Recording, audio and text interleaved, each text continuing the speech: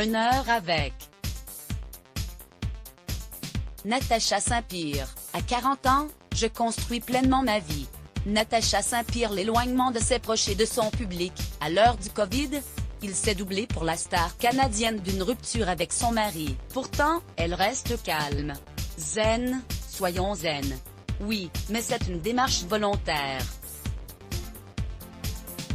Dans une période angoissante, on a tendance à se recroqueviller. Être proactif demande un effort. Se concentrer sur sa respiration, méditer, tout cela prend du temps. Idéalement, j'y consacre 2 heures par jour, ce qui n'est pas toujours facile. Plus globalement, j'essaie de ne pas pratiquer le yoga mais de le vivre. Oui, c'en est la partie concrète. On associe souvent la spiritualité au recueillement. Mais ça peut être plus que cela. Oui.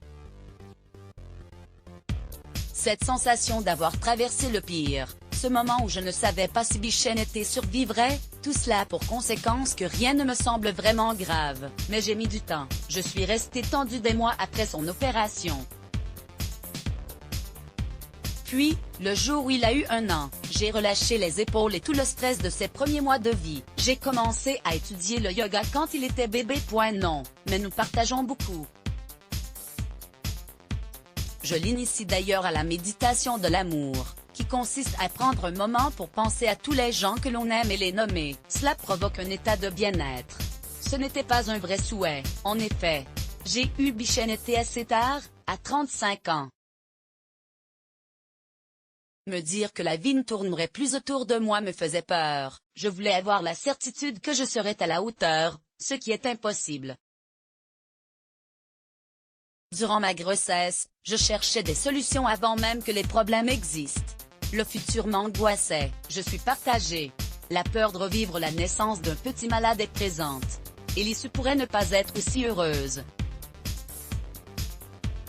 Affronter ce qu'Ingrid Chauvin a traversé avec sa fille, je ne sais pas si j'en aurais le courage. En même temps, j'ai grandi avec un frère que j'adore, j'aimerais que mon enfant connaisse ça.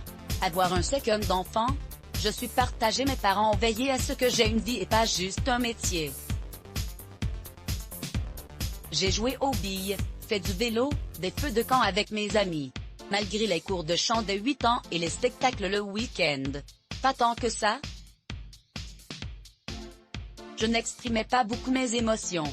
J'ai toujours été très timide, ce qui peut parfois avoir l'air de snobisme. Non.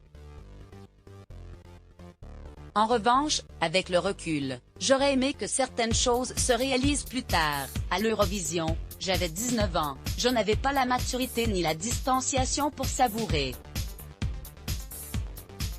J'ai d'ailleurs fait une dépression à la suite de cette défaite, oui. Mais j'avais toujours été en avance, au niveau sportif, académique et musical. Je n'avais jamais appris à perdre. Le vivre à 19 ans, c'est un peu tard.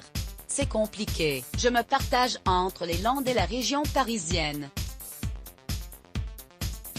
Mais mon fils me dit qu'il a hâte d'être vacciné pour aller voir mamie au Canada. Quand on attend de se faire piquer, à 5 ans, c'est qu'il y a un manque. Vous savez, on est en perpétuelle croissance. On se développe même en tant qu'adulte. Parfois, on grandit différemment. Cela fait aussi partie de la vie. Non. Plus jeune, j'avais l'impression qu'à 40 ans, on était âgé. Mais je ne me sens pas vieille. Je ne suis pas à l'époque des bilans. Je construis encore pleinement ma vie. Vous dire que je le vis bien serait un mensonge. Mais je suis une adulte, je dois me raisonner. L'important, c'est le bien-être de Bichette. Un enfant de 5 ans a besoin d'équilibre et il faut donc que je m'en sépare parfois. M'être séparée de mon mari fait partie de la vie. Rire, j'ai de belles relations autour de moi, des gens très importants. Mais je n'ai pas encore refait ma vie. Mon divorce n'était pas prononcé, je ne peux pas me dire complètement engagée. Je suis séparée, dans un entre-deux, j'essaie de vivre au jour le jour, ce qui est le mieux en période d'incertitude. Comme le confinement nous l'a montré. 1. 10 février 1981. Natacha voit le jour à Bathurst, au Canada. Enfant, elle ne rêve pas de scène. Je voulais être vendeuse de glace à vélo. 2. 12 mai 2001, elle représente la France à l'Eurovision et obtient une honorable 4e place, qu'elle ressent comme un échec. 3. 13 novembre 2015, Natacha et son mari, Grigory Kiak, ont été atteint d'une cardiopathie congénitale. Il a été opéré bébé. Février 2021, ce 10 février, jour de ses 40 ans, elle sort yoga pour parents débordés, chez Flammarion. Propos recueillis par Maëlle Brun.